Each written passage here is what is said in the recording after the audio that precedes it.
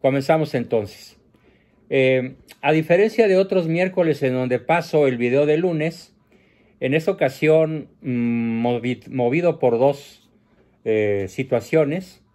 Una de ellas es la presencia de algunas personas que invité que no están familiarizadas con escuchar la grabación del lunes, así que lo voy a hacer en vivo con el tema que nos toca hoy, que es el mismo que vimos el lunes, pero posiblemente después de madurarlo algunas noches, con algunos enfoques más oportunos y más finos. Y la otra razón es que por alguna causa de los diablitos de la red, la computadora no obedeció el compartir pantalla ni grabar. Entonces estoy grabando con mi celular y comenzamos. ¿Qué vamos a ver hoy? Bueno, pues yo había prometido en la sesión de hace 15 días, de hace 8 días, había prometido, y lo reitero, el revisar el cómo es factible, por difícil que sea, cambiar, aprender, mejorar, ser la mejor versión de nosotros mismos. Y para ello, para aprender la mejor manera de lograr nuestra mejor versión personal, existen dos paradigmas muy positivos que son los que vamos a revisar. El primer paradigma es que muchísimas personas en la vida en general conservan o se comportan de una manera escéptica. Escéptica quiere decir que no creen en lo que se les dice. Y acerca del escepticismo, podemos decir, de acuerdo con grandes filósofos a lo largo de la historia, que hay 3 formas de ser escéptico, de las cuales solo una va a ser la que nos va a servir y las otras van a ser un grave obstáculo para lograr nuestros objetivos. ¿Cuál es la forma en la cual sí podemos aprender la mejor versión de nosotros mismos? ¿Cuál es la forma o las 2 formas en las cuales no lo vamos a aprender? Bueno, pues lo explico a continuación. En la remota antigüedad esto se empezó a llamar, o bueno, los historiadores de la filosofía lo llamaron realismo moderado. Y dentro del realismo moderado se practica el escepticismo por método. ¿Qué quiere decir realismo moderado? Bueno, pues esta es una idea que olvidé mencionar el lunes y que ahora con muchísimo gusto la voy a especificar claramente. Nomás denme un segundo, por favor. Algo está funcionando mal aquí.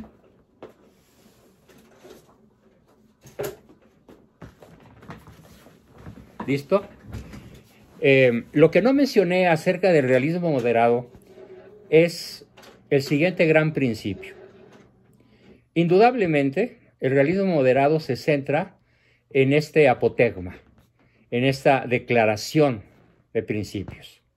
La verdad, como tal, la verdad ontológica, la verdad en sí, no la opinión, la verdad en sí es absoluta, es lo que es. Si hay algo brutalmente intolerante, es la verdad, ¿sí? Es la realidad. Pero, ¿qué es lo relativo? Lo relativo es el conocimiento que tenemos de ella. Por ahí corren las corrientes, valga la redundancia, llamada sobre todo relativismo, a la cual brillantes autores actuales ya la bautizan con el nombre de la dictadura del relativismo. ¿Por qué es una dictadura la dictadura del relativismo? Porque la persona que lo practica, el relativismo, se aleja de la verdad objetiva para depender exclusivamente de lo que la gente llama, y estoy seguro que todos en algún momento de su vida lo han escuchado, mi verdad. Me recuerda esta expresión a aquella famosa bailarina, disque cantante cubana, Niurka, que hizo una película y alguna telenovela en donde declaraba: les voy a echar encima mi verdad. Sí, bueno, su verdad ya bastante cacarañada, pero bueno, su verdad. Y obviamente es una expresión tremendamente desafortunada, porque no hay tal cosa como mi verdad. El realismo moderado parte de la siguiente base. Mi verdad, en realidad, no se debería llamar mi verdad. Se debería llamar concediendo, muy difícilmente, pero concediendo al fin, que pueda haber algo de verdad en mi percepción, en mi manera de ver las cosas, se va a llamar opinión. Entonces, cuando una persona habla desde el mundo subjetivo, desde la opinión, desde su honesta percepción, bueno, concedamos que es honesta, estamos hablando de una, entre comillas, verdad moral o verdad subjetiva, pero no estamos hablando de la verdad como tal. Entonces, el gran principio de la escuela realista de filosofía, que empieza tímidamente con Sócrates, se fortalece formidablemente con Aristóteles y desde luego se prolonga ya después de Cristo y se fortalece tremendamente con Santo Tomás de Aquino y en la actualidad con Jacques Maritain, Lonergan, Paul Claudel y otros grandes filósofos. Repito la aseveración: la verdad en sí es absoluta. Lo que es relativo es el conocimiento que tengo de ella. El conocimiento que tenemos de ella invariablemente va a ser perfectible, profundizable, ampliable, matizable y una serie de expresiones que podríamos estar añadiendo ad infinitum acerca de cómo podemos realmente manejar este tremendamente comprometedor concepto. De tal forma que una primera invitación a todo el grupo es que no se centren ni principal y mucho menos exclusivamente en su opinión, como yo tampoco lo hago en la mía, aunque reconozco que a veces, pues como a todo ser humano, nos falla y emitimos una opinión como si fuera una verdad de a libra. Y después la corrección de alguna persona más culta, más enterada, más erudita, más inteligente, más buscadora, más investigadora, pues uno tiene que corregir. El mismo Santo Tomás de Aquino pasó por la tremenda experiencia de darse cuenta un poco antes de su muerte que había cometido algunos errores e incluso pretendió quemar su obra. Por fortuna sus discípulos, sabiendo que los errores no eran trascendentales, no eran errores de fondo, pues se lo impidieron y la obra de Santo Tomás llegó hasta nuestros días con el nombre de la Suma Teológica, que probablemente es la obra literaria, filosófica, teológica más formidable que se haya escrito en todos los tiempos. Pero él mismo no dejó de practicar nunca este gran principio. Mi opinión es relativa, la verdad es absoluta. Y hoy se han invertido las cosas. De tal forma que cuando alguien piensa algo, lo piensa, lo dice, lo siente, lo hace, exclusivamente basado en ¿qué? En su opinión. Juan Ramón, ¿puedes apagar tu micrófono, por favor? Hay una incidencia en siameses. Juan Ramón. Gracias.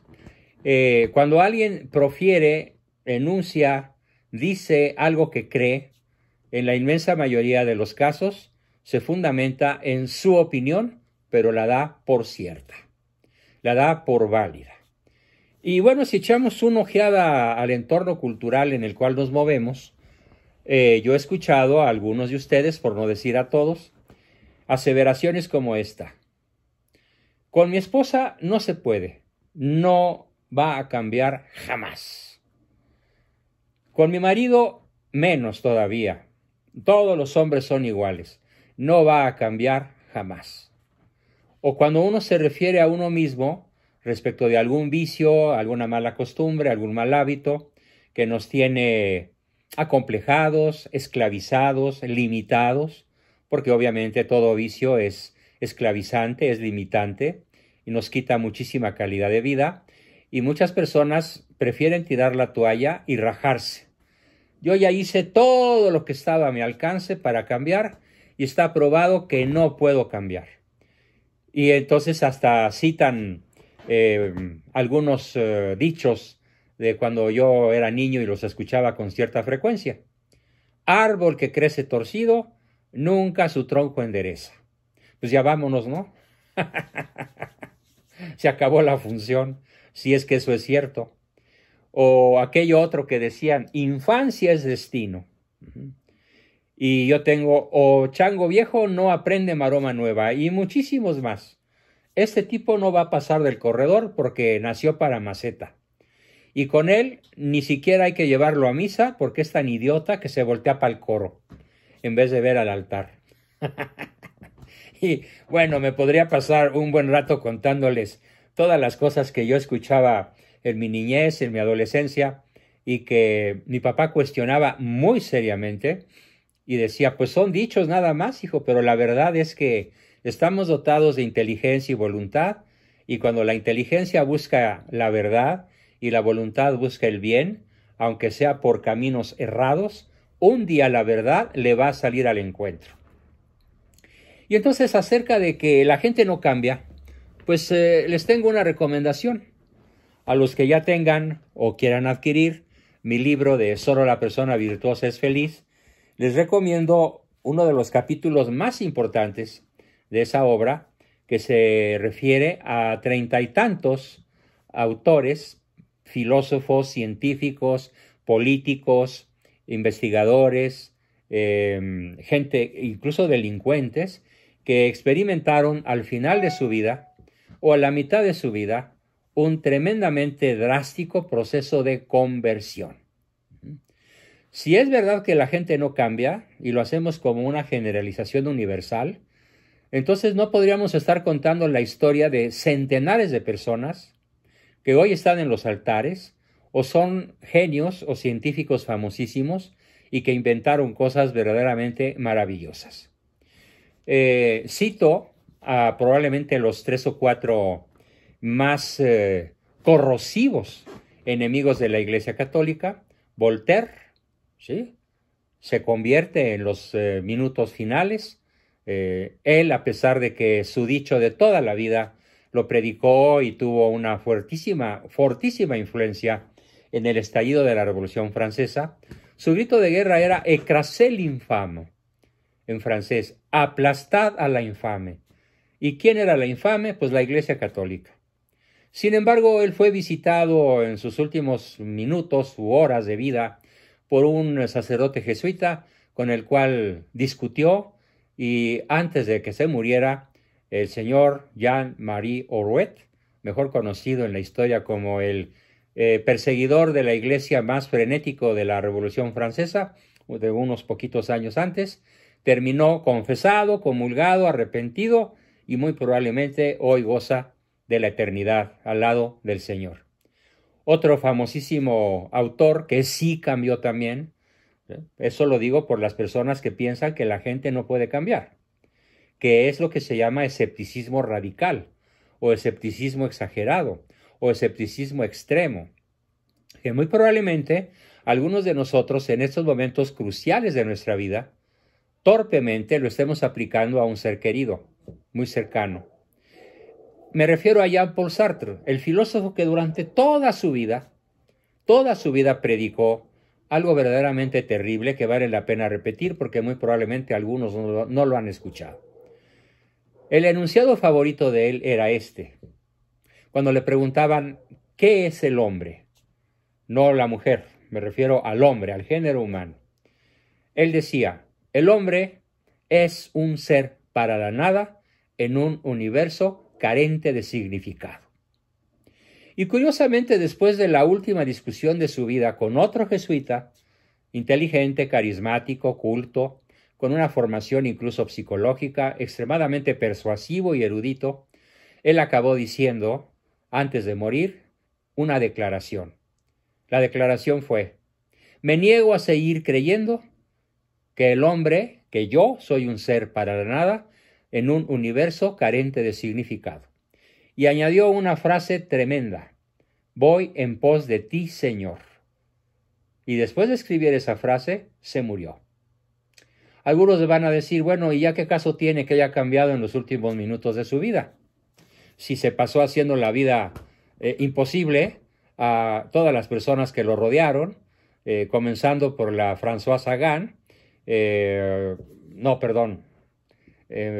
Simone de Beauvoir, me equivoqué de nombre, Simone de Beauvoir, que pues se reconcilió, se separó, lo abandonó, se reconcilió de nuevo y siguió, y bueno, fue una vida tremendamente tormentosa la de esa pareja. Entonces, yo les quiero transmitir esta idea. Si tú crees que tu esposa nunca va a cambiar, estás equivocado. Porque entre la cuerda y el cuello del ahorcado cabe la misericordia de Dios, la misericordia divina. En el último instante, personajes que uno puede asegurar nunca van a cambiar, cambiaron, se convirtieron. O sea, imagínense lo que es ir hacia el sur y regresar e irse hacia el norte, o ir hacia el este y regresar e irse hacia el oeste, o ir al infierno, pero en el último instante decidir, con pleno conocimiento de causa, ir a la gloria eterna al lado del Señor.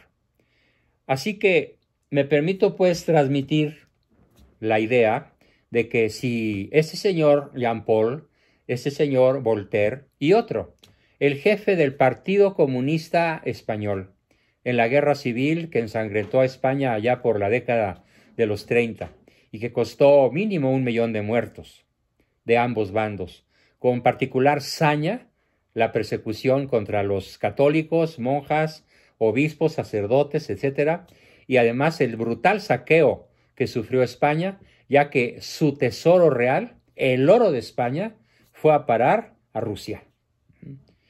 Una historia muy complicada que ahorita no tiene caso contar, pero así fue. Y sin embargo, Enrique Tierno Galván, jefe del Partido Comunista Español, autor de masacres, asesinatos, persecuciones e ideas verdaderamente monstruosas, pues también se convirtió en la fase final de su vida. Y así podríamos seguir mencionando muchísimas personas. Así que el peor escenario que nos puede tocar es que esa persona de la cual afirmamos que nunca va a cambiar, que probablemente es nuestra compañera del hogar, del lecho donde dormimos, que probablemente es un hermano, un hijo, un padre, yo les aseguro que es posible el cambio. Si no, créanme que yo no tendría 60 años dedicado a esto. Si el cambio no fuera posible hace muchos, pero muchas décadas, tal vez desde mis primeros años de ejercicio profesional, allá por los 20, 21, 23 años, hubiera dicho, no se puede. Pero en mi propia experiencia profesional y familiar, he visto cambios extraordinariamente espectaculares. Probablemente los dos cambios más espectaculares que a mí me tocó el privilegio de disfrutar fue el cambio que ciertamente por una influencia mía de gotita que cae hasta que perfora la roca, fue el cambio no ideológico, porque pues ellos fueron toda su vida muy buenos católicos, incluso a un alto nivel cultural, pero sí un cambio estratégico en su forma de educar a los hijos y de influir sobre los nietos y los bisnietos. De la autocracia y la manipulación pasaron a un estilo profundamente tierno, educador, convincente, persuasivo, dialogante, sin perder sus convicciones. Y este cambio lo experimentó mi señor padre a los 80 años y mi madre a los 65. Así que soy testigo y podría contar algunos casos de mi consulta privada, pero prefiero no, por razones de sigilo profesional. Prefiero simplemente manejar estos 5 ejemplos que acabo de dar.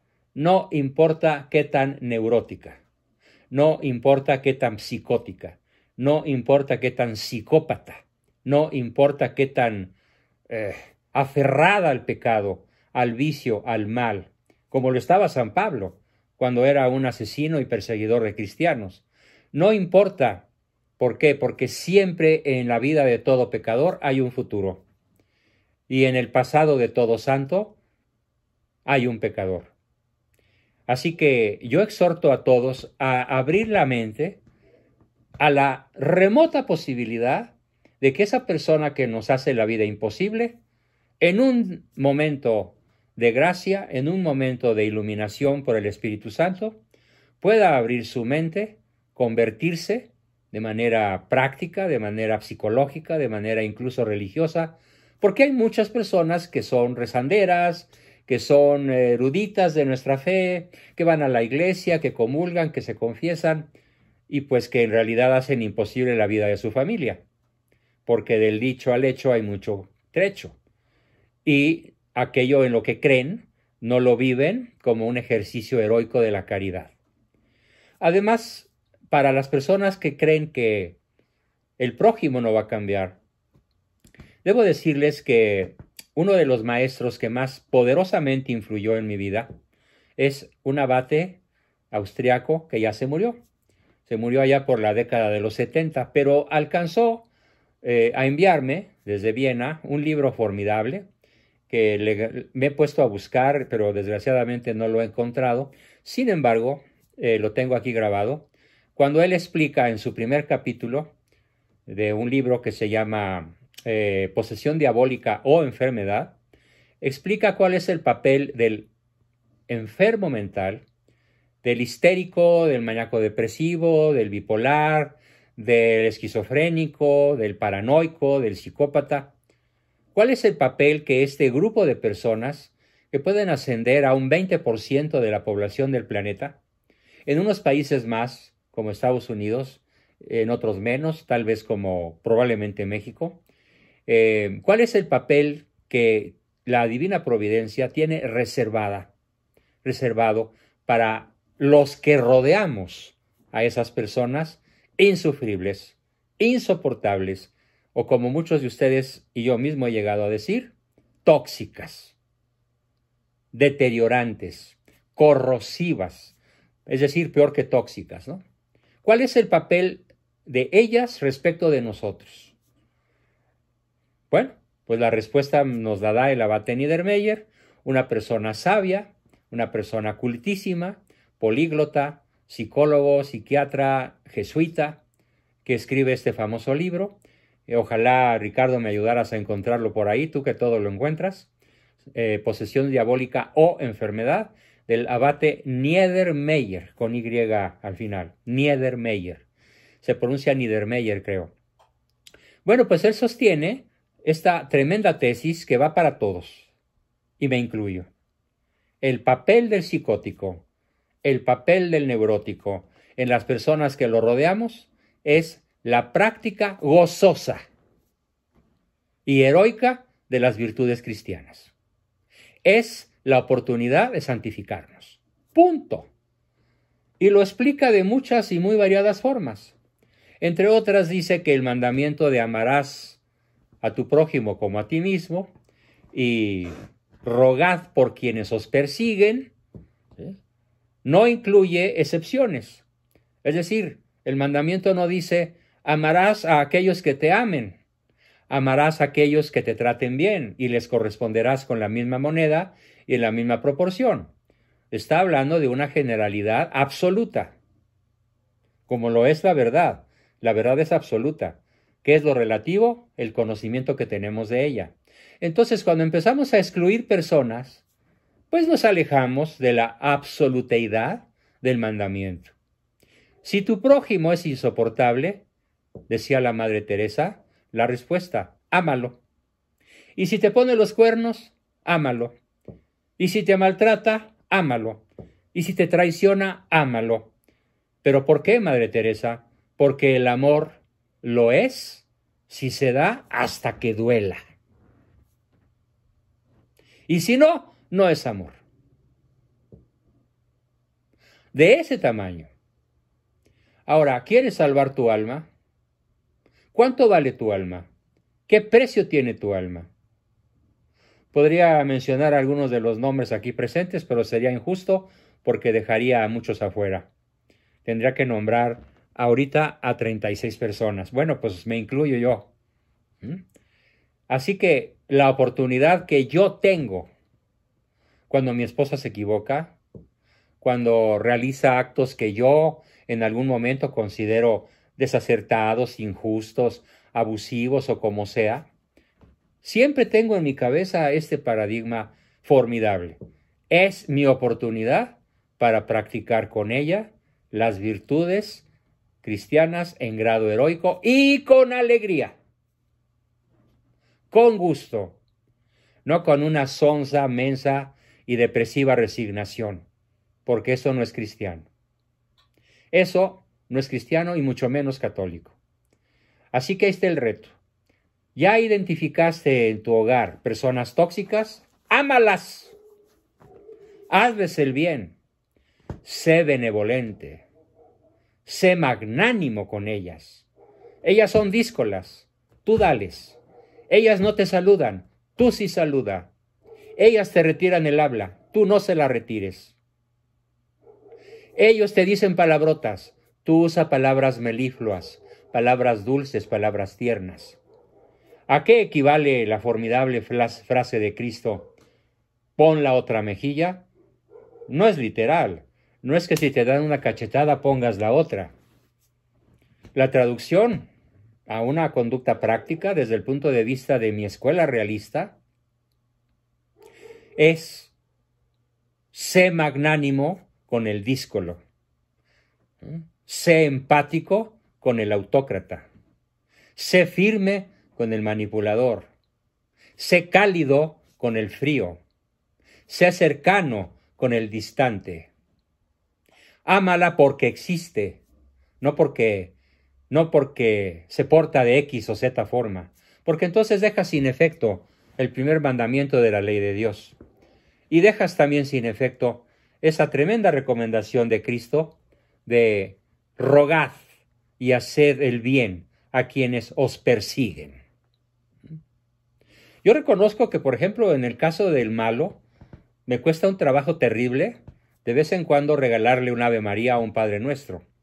Tal vez allá por Semana Santa o por Navidad, pero lo hago, aunque se me retuerzan las tripas y considere, sobre todo cuando hace las salvajadas que acaba de hacer, ¿sí? ¿Por qué? Porque sabemos que él estuvo detrás al obedecer órdenes de Biden y al obedecer órdenes de la cúpula, pues de despenalizar el aborto, y ahora resulta que también va contra la objeción de conciencia, de tal forma que los médicos no van a poder sustraerse de la obligación, si quieren conservar su empleo, de contribuir física directamente a la realización de algún aborto.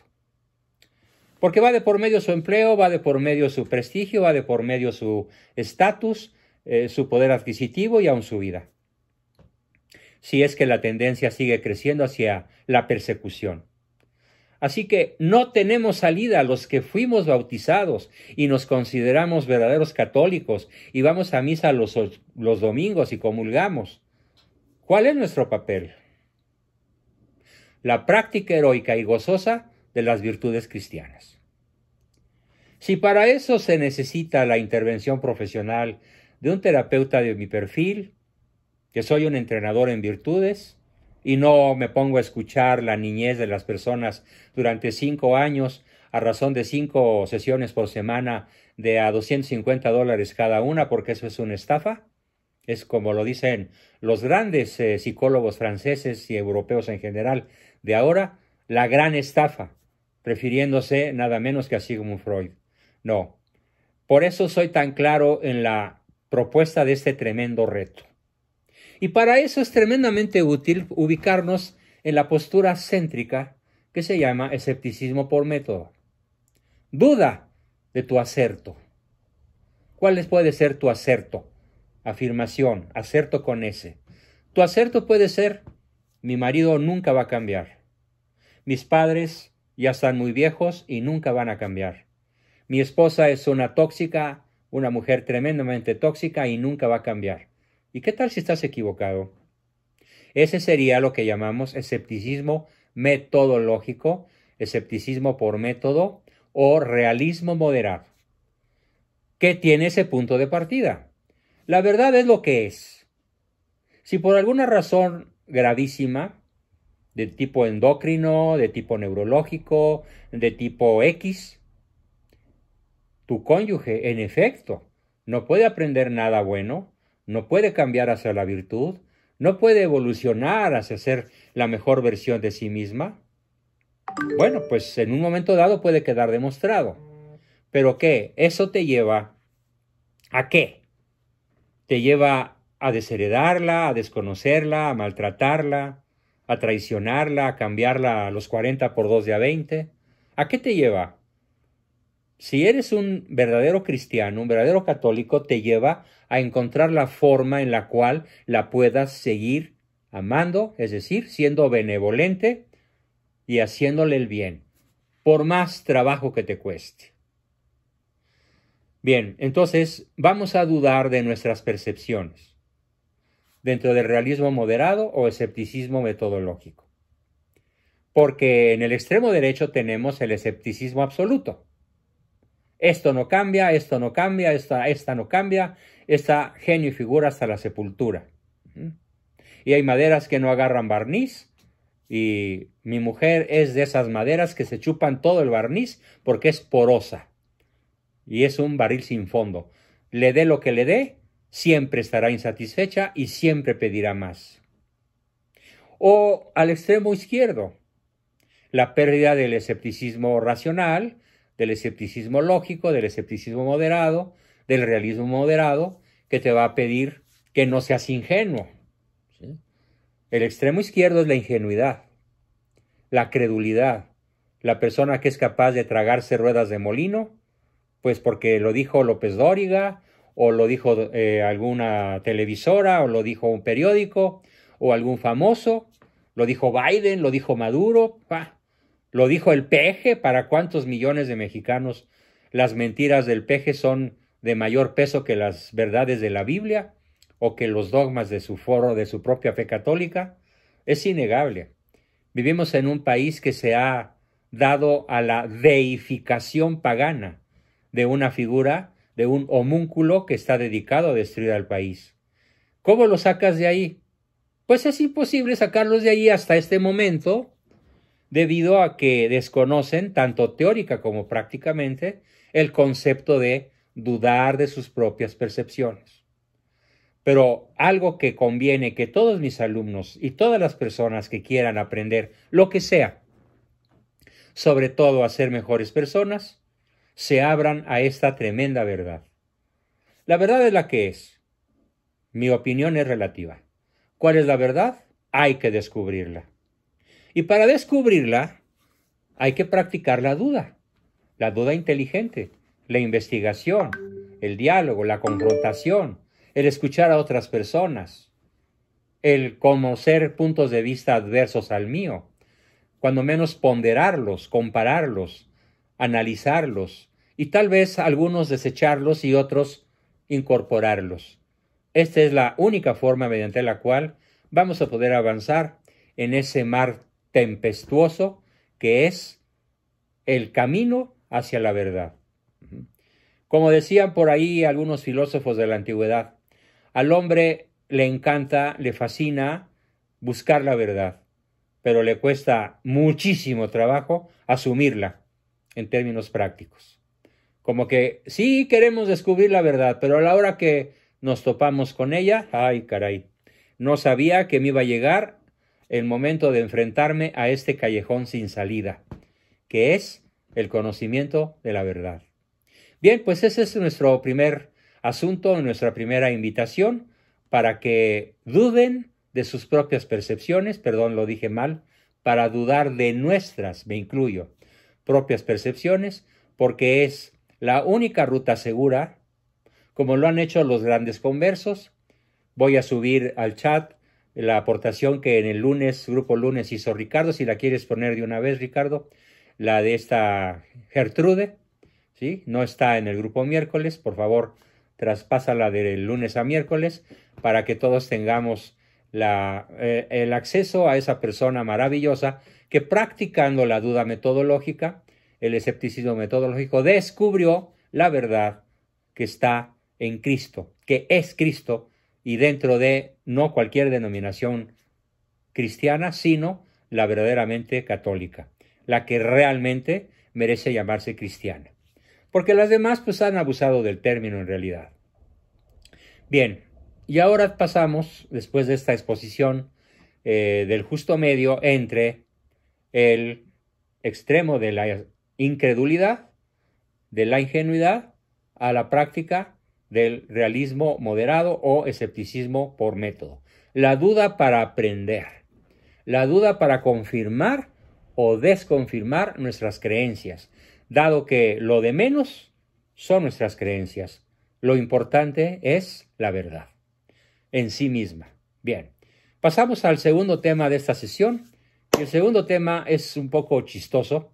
Es la historia de una viborita que se llama Ouroboros. ¿En qué consiste la vida de la viborita? Bastante larga, como de 1,5 metros, o tal vez un poco más joven, de 1 metro, pero llega a tener una dimensión respetable. Pero si bien no es una víbora que ataque a los seres humanos, curiosamente, esta víbora que vive en alguna zona desértica, probablemente en muchas partes del mundo, pero hasta donde me lo dijo un profesor de zoología, al que pues no tengo más que creerle, en el desierto del Mojave, que abarca parte de Sonora y parte de Arizona. Esta viborita Ouroboros, cuando es la estación donde hay abundantes sabandijas en el campo donde se mueve, cucarachas, alacranes, ciempieces, hormigas, qué sé yo, pues se da su festín, porque de eso se alimenta. Pero viene después el invierno, y en el invierno pues tiene que hibernar, como la mayoría de los reptiles o de muchos animales sobre la tierra, y cuando vuelve a salir a la vida, después de un crudo invierno, pues tiene muchísima hambre.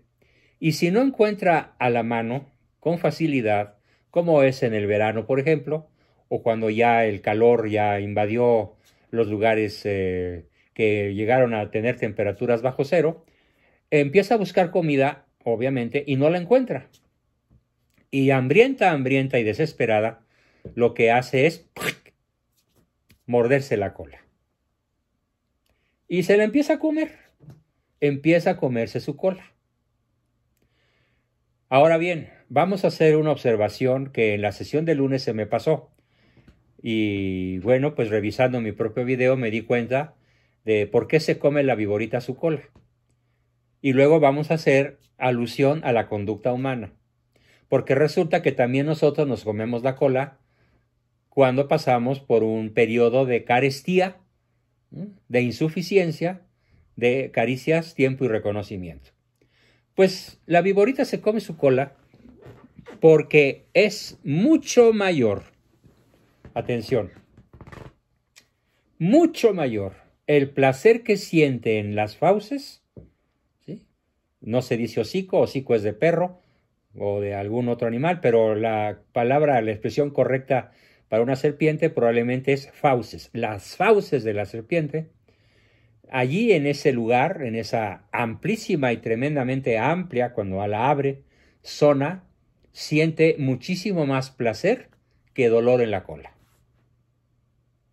Siente más placer en el hocico, en la boca, en las fauces, como le quieran llamar, que dolor en su propia cola. Y entonces, como el placer es mayor en las fauces que el dolor en la cola, pues sigue comiendo.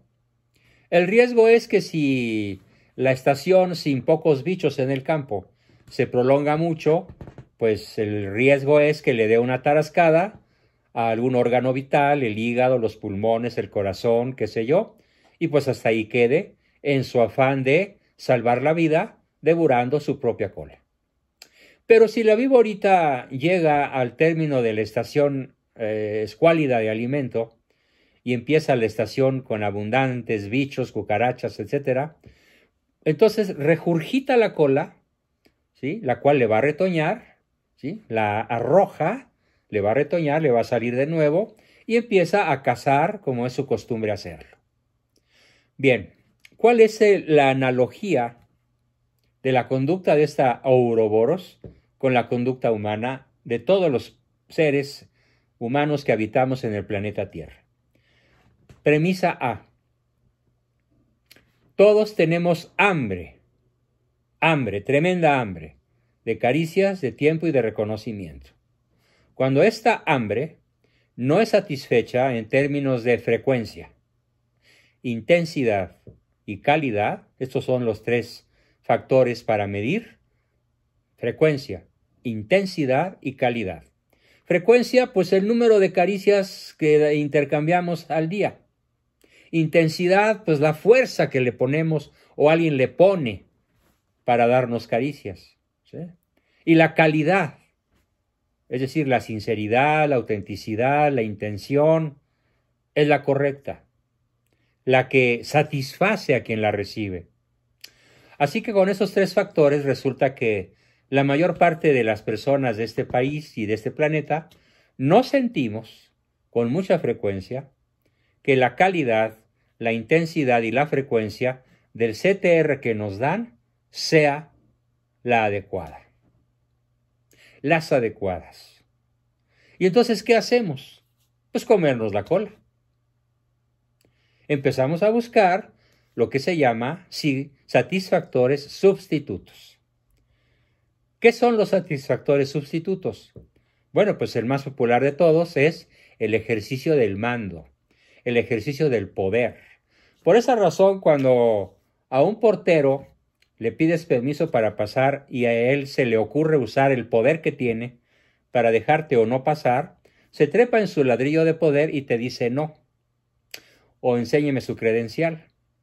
Aquí en la privada donde tienen ustedes su casa, con mucha frecuencia los habitantes de esta zona hacemos algún berrinche, algún disgusto, porque los guardias, cuando no nos conocen visualmente, pues casi quieren cachearnos y checar qué traemos en la cajuela. Tremendamente molestos. ¿Por qué? Porque están ejerciendo poder. Es una manera de sentirse vivos, de sentirse importantes, de sentirse que su vida tiene algún motivo válido para mantenerse vivos. Alguno de mis amigos de este grupo me decía, qué triste vida la de estarse ahí 30 años levantando una rampa, una barra de metal o de acero, de lo que sea, para que un automovilista pueda entrar al fraccionamiento.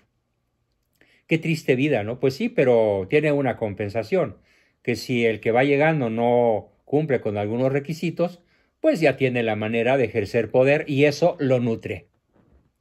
El poder, obviamente, ese es un ejemplo muy chafita, pero imagínense conforme vayamos subiendo en la escala social.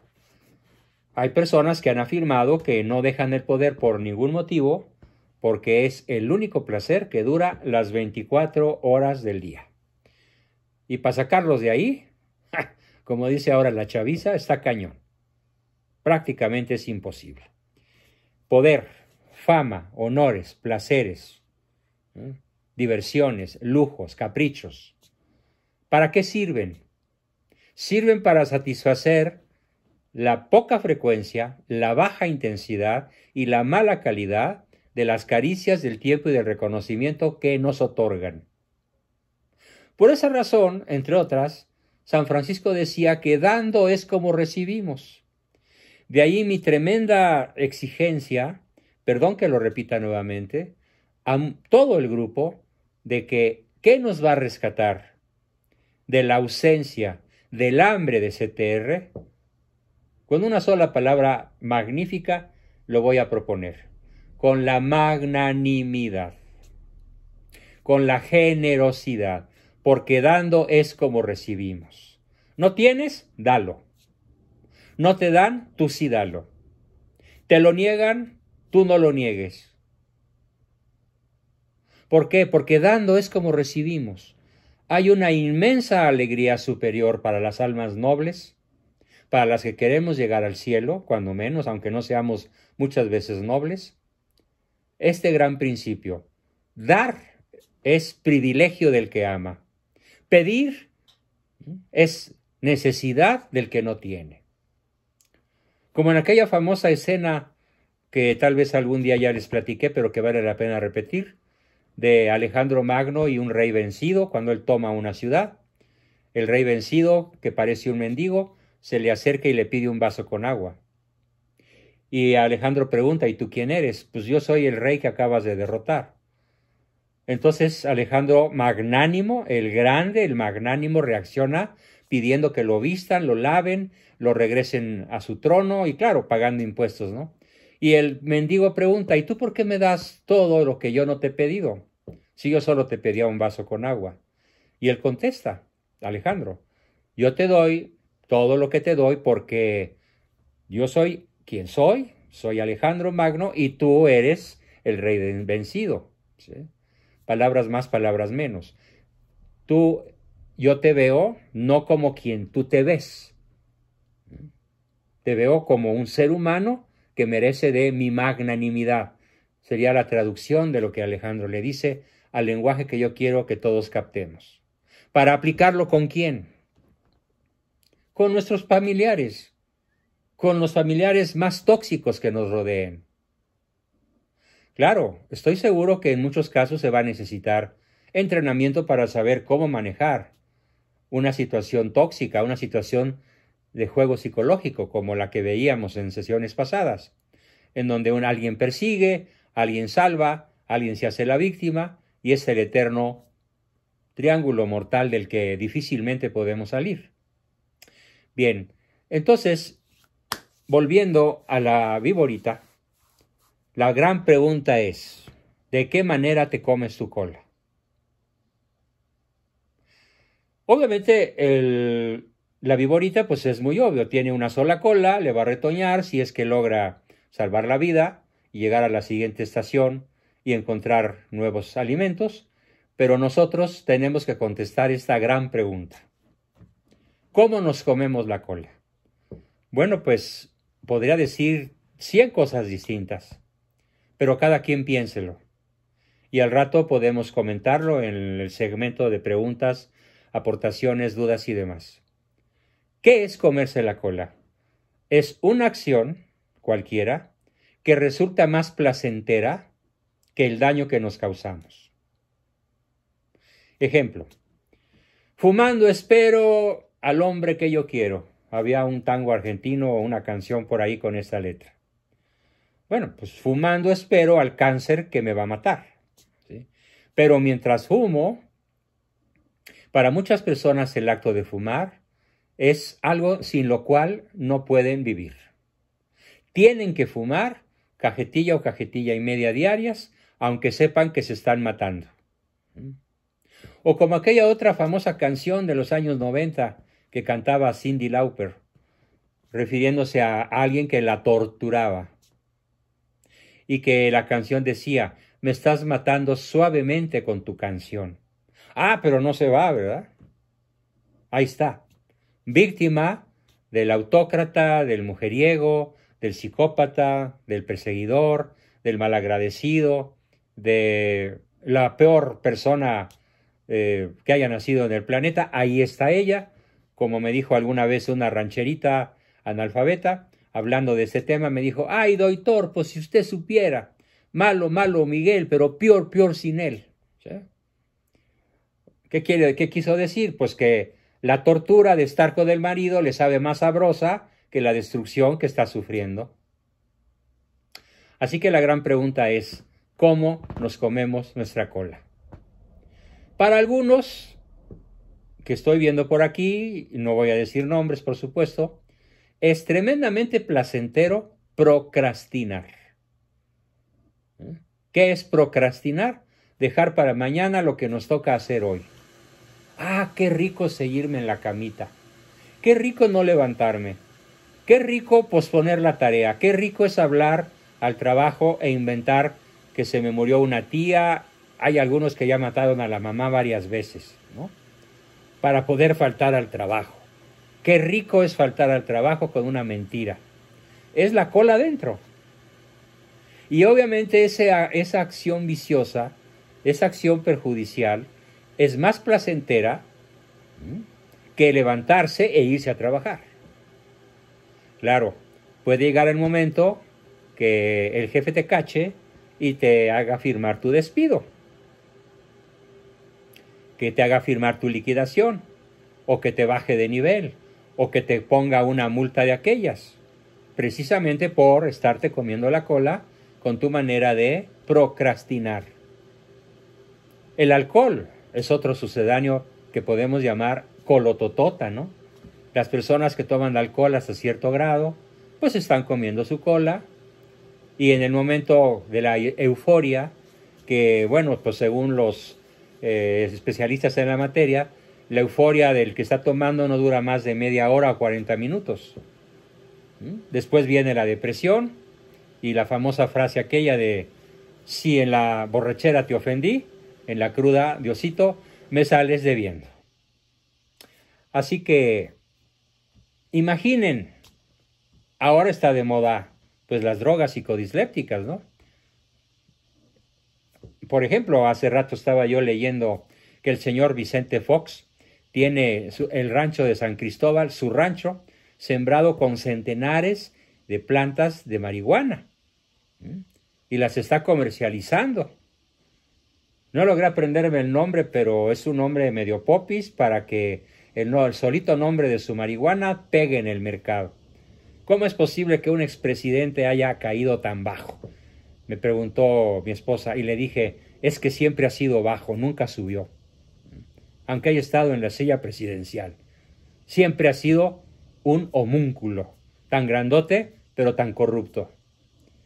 ¿Cómo es posible que se ponga a vender algo que él sabe perfectamente bien que va a causar problemas de salud pública y problemas severos en la vida de muchísimos consumidores?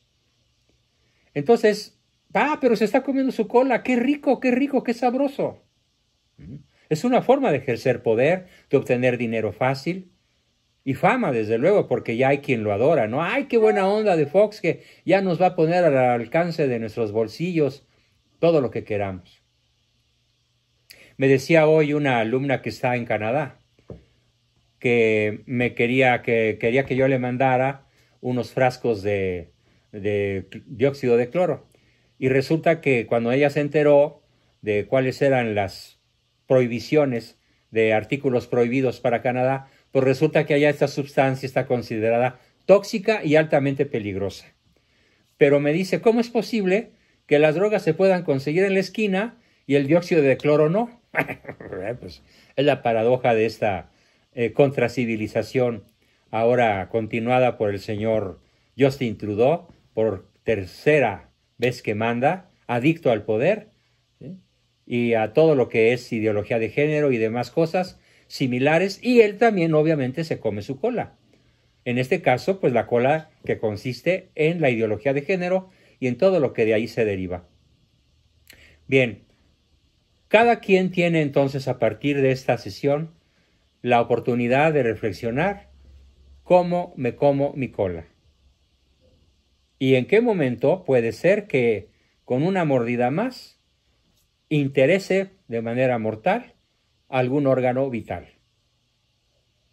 Mis pulmones, mi hígado, mi corazón, mi sistema inmunológico, mi matrimonio, la educación de mis hijos, mi estabilidad dentro de mi empresa o la vida misma de mi negocio. Analícenlo, por favor, antes de que sea demasiado tarde y decidan regurgitar la cola, que va a ser, lo advierto, muy doloroso. ¿Por qué? Porque la víbora tiene, igual que nosotros en cierta forma, los colmillos retráctiles hacia atrás, ¿sí? Si los tuviera así, pues no tendría dolor, pero como los tiene así, pues sacar la cola es un desgarramiento. Abandonar muchos de nuestros paradigmas, muchas de nuestras creencias, que no hemos sometido a la duda sincera, metodológica, que no hemos sometido a la posibilidad de estar equivocados, ¿sí?, como esa de que las personas no cambian, pues va a ser muy difícil darnos cuenta abiertamente de que sí, aunque lleve un tiempo y un ganchito. Por esa razón siempre pido un tiempo, como decíamos de chiquitos, pido la time, pido el tiempo, para que lleguemos a la certidumbre de que algo es posible o algo es imposible, pero practicando la duda y sobre todo en el trayecto decidiendo arrojar la cola para comenzar a dar con magnanimidad lo único que nos va a nutrir, a nosotros por darlo y a los otros por recibirlo. Caricias, tiempo y reconocimiento de manera incondicional. Y desde luego estoy totalmente abierto a que este planteamiento mismo sea discutido, ya sea de manera abierta en los próximos 20 o 25 minutos, o de manera privada en el chat personal que todos tienen conmigo y para el cual estoy absolutamente abierto para el momento en que ustedes quieran mandar algún mensaje individual, privado, por el contenido que tenga, así lo haremos. Pues con esto termino la exposición del día de hoy y comenzamos con sus preguntas, comentarios, aportaciones y demás como todas las sesiones. Adelante, ¿quién quiere comenzar? Profesor.